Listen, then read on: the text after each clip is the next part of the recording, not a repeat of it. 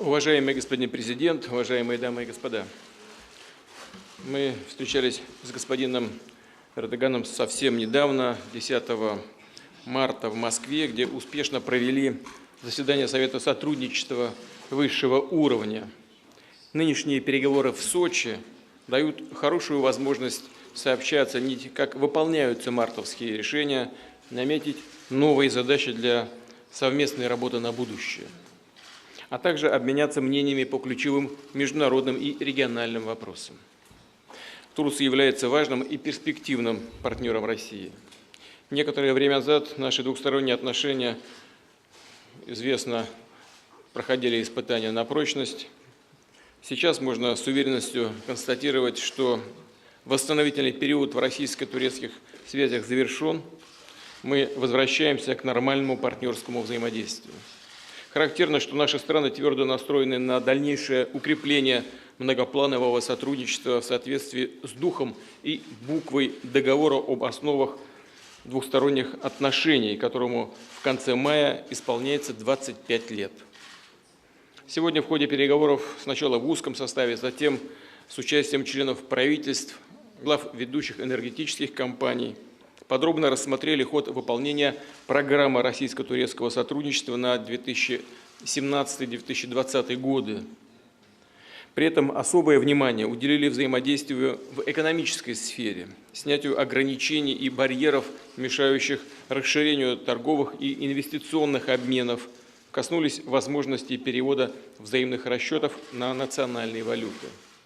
Решением этих неотложных задач активно занимается Межправкомиссия, а также специально уполномоченные на это вице-премьеры обоих правительств.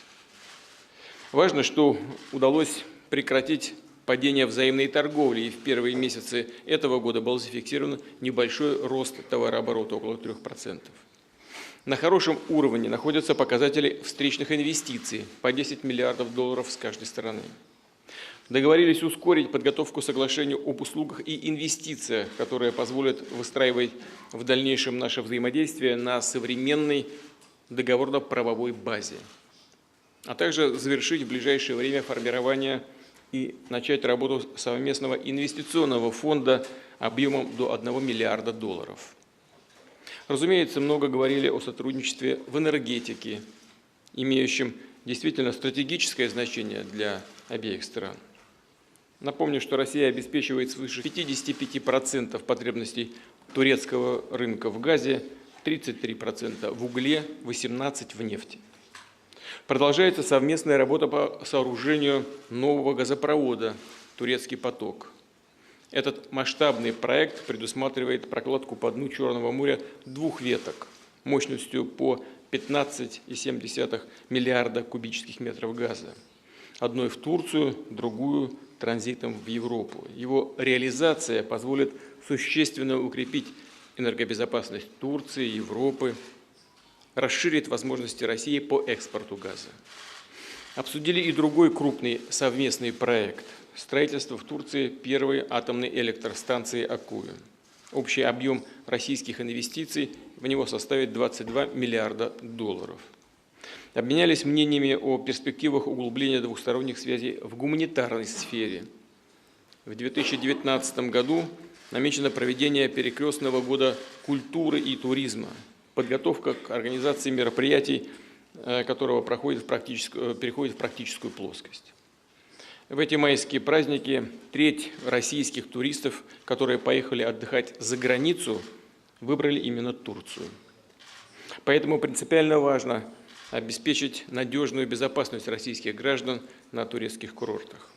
Российские профильные ведомства готовы оказывать турецким спецслужбам всяческое содействие и помощь в этих вопросах.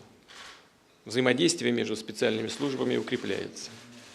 При обмене мнениями по глобальной и региональной повестке дня большое внимание было уделено борьбе с международным терроризмом. Договорились укреплять взаимодействие на этом направлении по линии спецслужб и Министерств обороны. В частности, продолжить практику регулярного проведения межведомственных консультаций по антитеррору. Подробно обсудили ситуацию на Ближнем Востоке, прежде всего, конечно, в Сирии. Мы с господином президентом придерживаемся точки зрения, что решение сирийского конфликта может быть обеспечено исключительно политико-дипломатическими средствами. Напомню, что во многом благодаря активной роли России, Турции, Ирана удалось не только добиться прекращения боевых действий между сирийскими правительственными войсками и вооруженной оппозицией, но и усадить их за стол переговоров в Астане, где сегодня стартует очередной 4-й раунд консультаций. В ходе встречи были также затронуты вопросы, связанные с подготовкой юбилейного 25-го саммита Организации Черноморского экономического сотрудничества, который пройдет 22 мая в Стамбуле. Этот формат регионального взаимодействия весьма полезен, и Россия, безусловно, будет представлена на мероприятии на достойном уровне. В завершение хочу поблагодарить господина президента, всех турецких наших коллег и друзей за прямой и конструктивный разговор. Уверен, что сегодняшние переговоры послужат дальнейшему развитию стратегического взаимодействия наших стран на основе принципов партнерства и добрососедства. Благодарю вас за внимание. Спасибо. Дорогой мой друг, уважаемые министры, уважаемые члены прессы, приветствую вас всех сердечно. Я осуществляю свой второй визит в Российскую Федерацию за последние 2 месяца.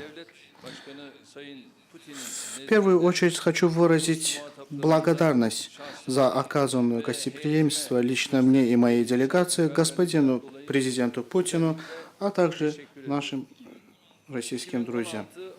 Начиная с августа 2016 года мы встречаемся с господином Путиным уже 5-й раз. Часто встречаемся по телефону. Благодаря всем этим встречам нам удалось достичь желанного результата на Обе стороны проявляют сильную волю для укрепления наших отношений. Несомненно, в этом плане большую роль играет разумный подход руководства стран, оказавшись под экзаменами. Сегодня мы провели консультационные встречи относительно экономических и торговых вопросов, а также других вопросов. 10 марта в Москве мы осуществили шестое совещание Совета сотрудничества высшего уровня. В ходе нашей сегодняшней встречи мы вновь рассмотрели наши принятые решения и сделанные шаги. Наши экономические команды часто встречаются в Москве и в Анкаре. Они проявляют большие усилия для устранения препятствий на пути развития торговых и экономических отношений. Верю, что в ближайшие дни мы увидим результаты этих работ. Проекты турецкого потока и атомной энергии Аккую, их сотрудничество продолжается в своем русле. Дорогие члены прессы, в ходе сегодняшней нашей встречи с господином Путиным мы обсудили региональные вопросы, в первую очередь кризис в Сирии. Есть одна русская пословица, которая мне очень нравится. У кого что болит, тот о том и говорит. Да, для наших обеих стран Сирия является кровоточащей глубокой раной за последние 6 лет. Если в других странах мира, когда дети играют, радуются приходу весны, восхищаются солнечными днями, то столкновение сирийских детей каждый день со смертельными случаями является для нас общим горем. Общая протяженность нашей границы с Сирией является 911 километров. Мы из одного теста. Как мы можем остаться равнодушным к воплям детей, исходящим из нашей соседней страны? Как мы можем закрыть глаза на убийство химическим оружием детей, женщин и стариков? И действительно, около 3 миллиона сирийских беженцев мы приютили в нашей стране. Они борются за выживание. Несомненно, мы будем говорить о Сирии. Мы будем проводить встречи о разрешении этого вопроса. Мы будем прислушиваться к крикам и воплям невинных. Мы будем работать в направлении разрешения этого вопроса. Мой дорогой друг Путин также искренне выразил свое желание покончить с этой драмой. Он лично приложил много усилий, и я верю в это, что он приложит и впредь для осуществления прекращения боевых действий. Так как мы являемся странами-гарантами, то есть Турция, Россия и Иран являются странами-гарантов применения перемирия, это политическое решение появилась большая возможность для решения политической возможности. Мы не должны упустить эту золотую возможность. Как страны-гаранты мы должны подходить к этому вопросу очень чувствительно. Благодаря встречам в Астане мы при первой же возможности должны укрепить это перемирие. Но некоторые круги тратят свою энергию для саботирования этого процесса. Мы очень хорошо знаем, что делают эти элементы, чтобы спровоцировать действия, чтобы уничтожить прорастающие семена надежд. Очевидным примером этого является химическое нападение, осуществленное в Хан-Шейхуне. Такое варварское нападение не должно остаться безнаказанным. Сегодня с господином Путиным мы пришли к согласию, что имеет большое значение, что совершившие нападение должны получить наказание. Любое нападение, направленное на нарушение перемирия, ухудшает не только положение на участке, но также подрывает работу стран-гарантов. Во всех этих вопросах мы работаем совместно с Россией.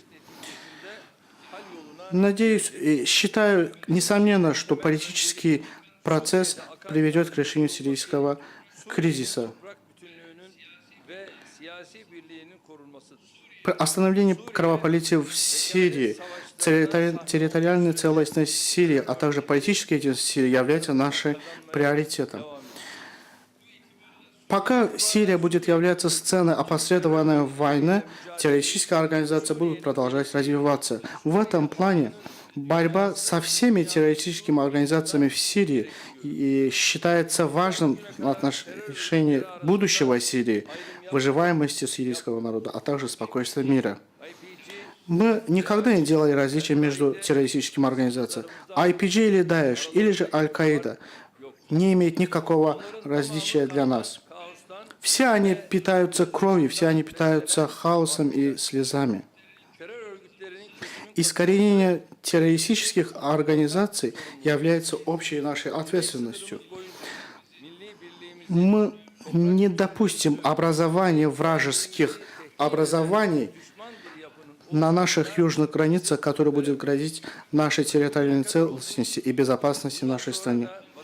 Как и было до сих пор, и впредь мы будем делать все и предпринять любые шаги для обеспечения безопасности наших граждан. Пользуясь случаем, я хочу выразить соболезнования гражданам Российской Федерации, которые погибли в результате терактов в апреле месяце. Эти вероломные действия еще раз доказывают и показывают нам, что террор не признает границ, не признает принципов. Как и всегда выражался, нет никакого различия между терактами в Москве, в Стамбуле, в Брюсселе, в Кабуле или же в Париже. Нет никакой разницы между этими терактами. Террористические организации являются общими врагами человечества, независимо от их названия, от их идеологии. Хочу еще раз выразить, что мы находимся рядом с нашими российскими друзьями в борьбе с террористической организацией. С другой стороны, также хочу выразить сочувствие с аварией судна с российскими солдатами на Черном море. Как только мы получили известие об этом случае, мы обеспечили все возможности для этого случая. Утешительным является тот случай, что не было смертельного случая. С этими чувствами я хочу выразить благодарность за любезное приглашение господина Путина. А также хочу пригласить господина Путина на саммит по случаю 25-й годовщины Организации экономического черноморского сотрудничества, который будет проведен 22 мая этого года в Стамбуле. Надеюсь, что консультационные работы и принятые решения нашим странам пойдут на благо нашим странам, региону и всему человечеству. Большое спасибо. Сейчас мы предлагаем 4 вопроса задать президентам, по 2 вопроса от российских и турецких журналистов. Соответственно, начинаем с наших гостей. Пожалуйста, турецкое телевидение, ТРТ. Дайте, пожалуйста, микрофон. Мой вопрос касается обеих лидеров относительно решения сирийского кризиса, образования безопасных зон в Сирии. Было ли это темой обсуждения двух лидеров и пришли ли к согласию лидеры? Buna tabii aslında şimdi bir yeni açılım. Дело в том, что появилась новая инициатива в этом плане. Как вы знаете, еще с самого начала этого процесса Her yerde güvenli bölge ifadesini везде я использовал такой термин, как безопасную зону, термин безопасную зону. Я и впредь буду использовать этот термин, потому что между Джераблусом и до юга около 4000-5000 километров. Но с другой стороны, зона деэскалации, такое название появилась. Это Идлибская провинция. İdlib bölgesinde şu anda Как вы знаете, сегодня в этой Идлибской провинции приютились беженцы из Алеппо. Они продолжают там прилагать усилия за выживание. И в Идлибе, к сожалению, временами появляются некоторые проблемы. И там зеленая зона, то есть зона деэскалации была образована, и надеемся и будем желать, чтобы эта зона деэскалации будет продолжаться. Сегодня с господином президентом мы на карте обсудили этот вопрос, и в ходе процесса в Астане этот вопрос является одним из важных вопросов обсуждения. И надеюсь, что эта зона деэскалации будет в качестве решения принята и будет приведено в движение и для дальнейшего разрешения вопроса. Мы с господином президентом исходим из того, я уже сказал об этом, что решить сирийский кризис можно исключительно политическими средствами.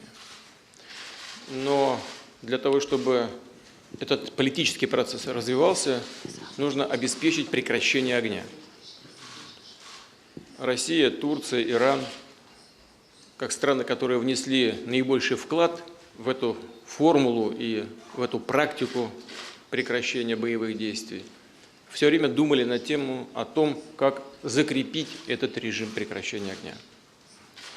Один из способов закрепления режима прекращения огня – это создание зон безопасности или зон деэскалации, как сейчас сказал господин президент. Об этом говорит, и мы слышали это из одного из выступлений президента Соединенных Штатов Америки, который говорит о зонах деэскалации. Мы вчера по телефону с господином Трампом обсуждали эту тему. Насколько я понял, американская администрация поддерживает эти идеи. И предварительно Россия провела консультации и с Дамаском, и с Тегераном.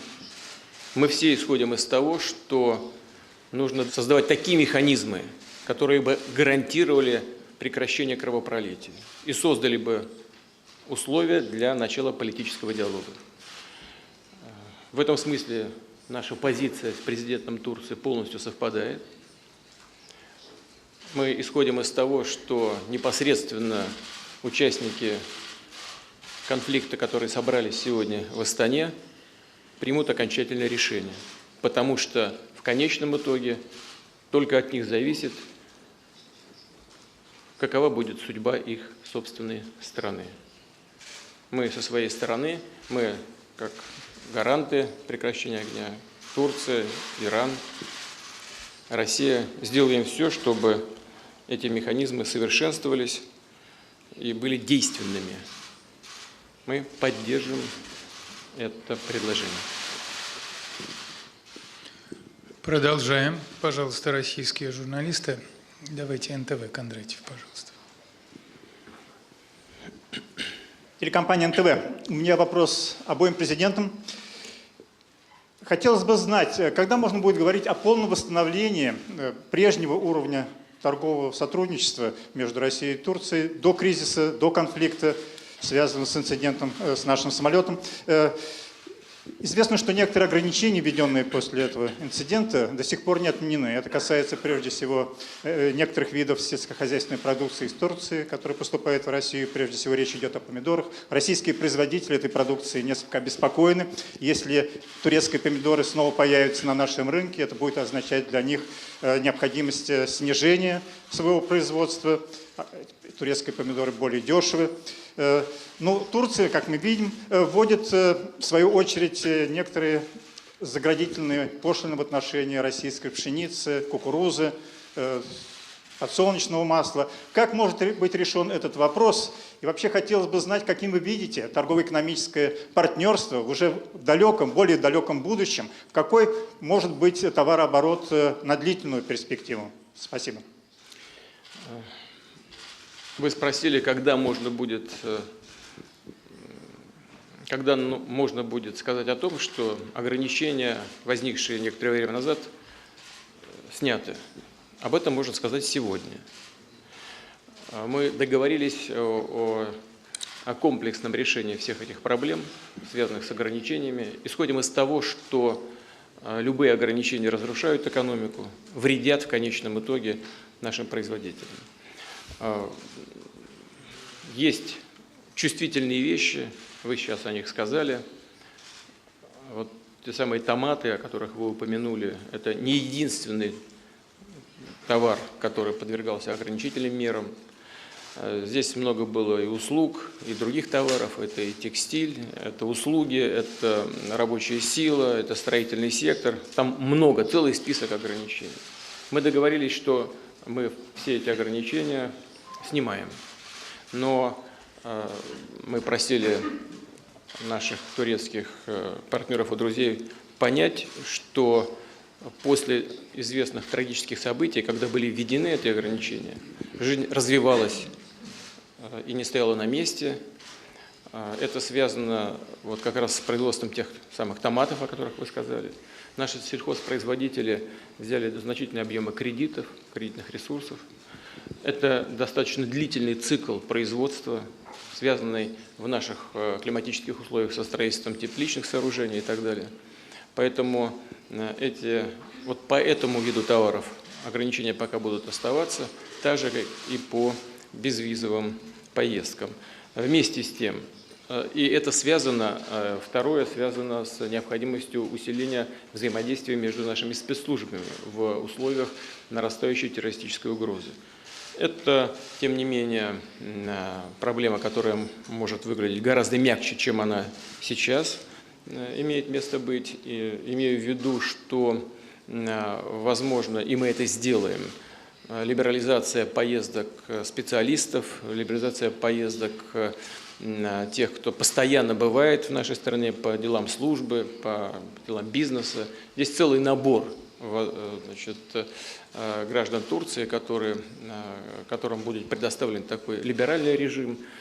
Коллеги договорились о том, что будут сверены соответствующие списки по линии Министерства иностранных дел. Что же касается вот этих товарных групп, в том числе и томатов, то, разумеется, мы не можем и не планируем навечно закрыть свой рынок для всего импорта, в том числе импорта томатов. По мере прохождения вот этого самого инвестиционного цикла, о котором я сказал, будет либерализоваться и эта часть нашего рынка. Но в целом мы считаем, что все ограничения остальные должны быть сняты. Мы об этом сегодня и договорились.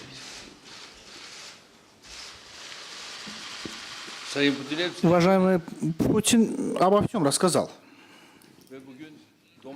И сегодня в ходе нашего совещания, кроме помидоров, мы пришли к согласию по всем вопросам.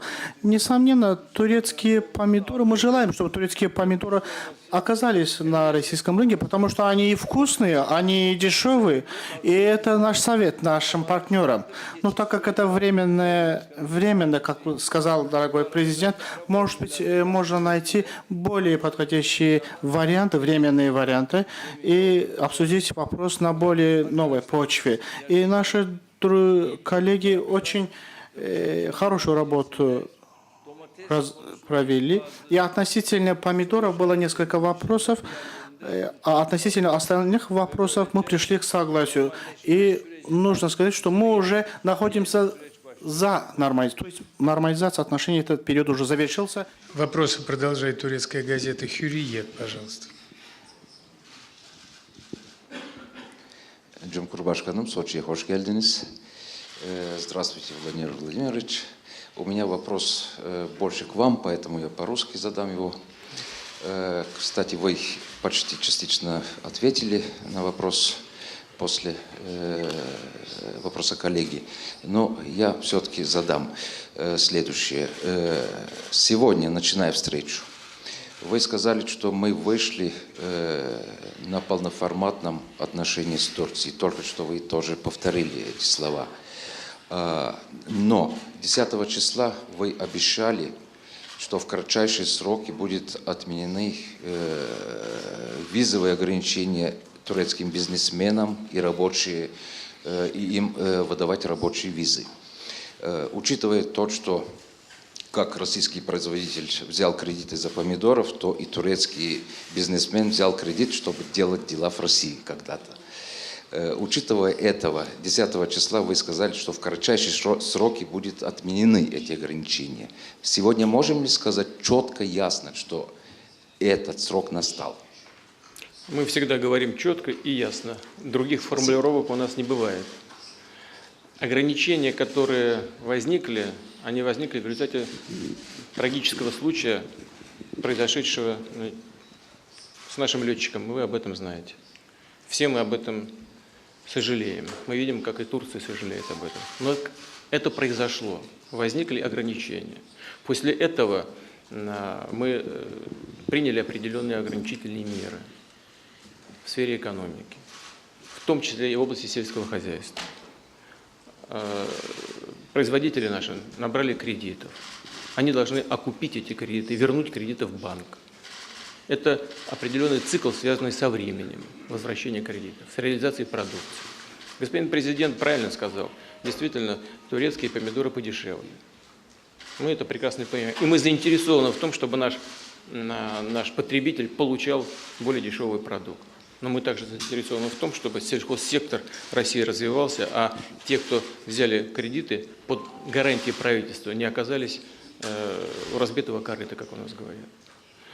Мы договорились сегодня, что этот цикл, он когда-то завершится. Мы дадим знать об этом. Это легко считается, это счетные позиции. Кроме того, есть периоды в году, время в течение года, когда мы не можем обеспечить потребности нашего рынка собственным производством. И мы закупаем часть товаров, в том числе и томатов, по импорту. Мы сегодня договорились, что поскольку мы закупаем по импорту в это время года, в определенное время года, и турецкие наши партнеры и друзья также не должны быть дискриминированы, они будут так же, как любые наши импортеры, работать на нашем рынке. По поводу виз я уже тоже высказался достаточно ясно. Нам нужно улучшить взаимодействие наших спецслужб в связи с террористической угрозой. Но мы понимаем, что есть категория граждан Турции, которые постоянно бывают по делам службы в России. И для них мы готовы ввести особый, гораздо более либеральный режим, чем для всех остальных граждан, посещающих нашу страну. Для этого нужно, чтобы поработали Министерство иностранных дел и обменялись соответствующими списками. Мы к такому решению готовы. И завершает сегодняшнюю пресс-конференцию вопрос от российского агентства РИА Новости. Пожалуйста. Агентство РИА Новости, Мария Глебова. Я хотела бы вернуться к вопросу о создании зон безопасности в Сирии. Хотелось бы узнать подробности, чья это была изначальная инициатива, кто ее поддержал, кто и как будет координировать действия в этих зонах. Означает ли это, что эти зоны будут бесполетными? И как вы считаете, не приведет ли создание этих зон к нарушению территориальной целостности страны? Спасибо. Мы подробно сегодня с господином президентом это обсуждали. Мы вместе исходим из того, и это наша общая позиция, что создание зон безопасности должно привести к дальнейшему умиротворению и укреплению режима прекращения огня. Отсутствие кровопролития – главнейшее условие для начала политического диалога между конфликтующими сторонами. И в конечном итоге этот политический процесс должен привести к полному восстановлению территориальной целостности страны и к единому руководству страной. Вне зависимости от тех взглядов, которые исповедуют те или иные политические силы сегодня. В интересах сирийского народа они должны объединиться. На какой почве, на какой платформе, какими способами – это дело самого сирийского народа и конфликтующих сторон. Надеемся, что в ходе переговорного процесса эти решения будут найдены. Что касается террористов, то, несмотря на создание этих зон, борьба с терроризмом будет продолжаться с такими организациями, как ИГИЛ, Джабхат ан-Нусра и же с ними. Со всеми, кто входит в список террористических организаций, утвержденный Организацией Объединенных Наций. Мы будем продолжать борьбу с ними. А как контролировать соблюдение соответствующего режима в этих зонах? Это вопрос еще отдельных переговоров. Кому пришла в голову эта идея? Она, собственно, родилась, по-моему, в ходе обсуждения всех этих очень тонких проблем и с нашими партнерами в Турции, и в Иране, и в самой Сирии. Ну, как я уже говорил, и со стороны Соединенных Штатов мы слышали аналогичные предложения. Как это назвать, зоной безопасности, зоной деэскалации, это не важно. Важно, чтобы режим, о котором мы там договоримся, соблюдался, и важно договориться о режиме контроля за соблюдением этих договоренностей. Что касается полетов авиации, но если это зона деэскалации, то авиация там тоже работать не будет. При условии, что из этих зон не будет наблюдаться никакой военной активности. Но это все такие тонкие профессиональные вопросы. Наше Министерство обороны, специальные службы находятся в контакте друг с другом и разрабатывают весь этот порядок. Спасибо большое.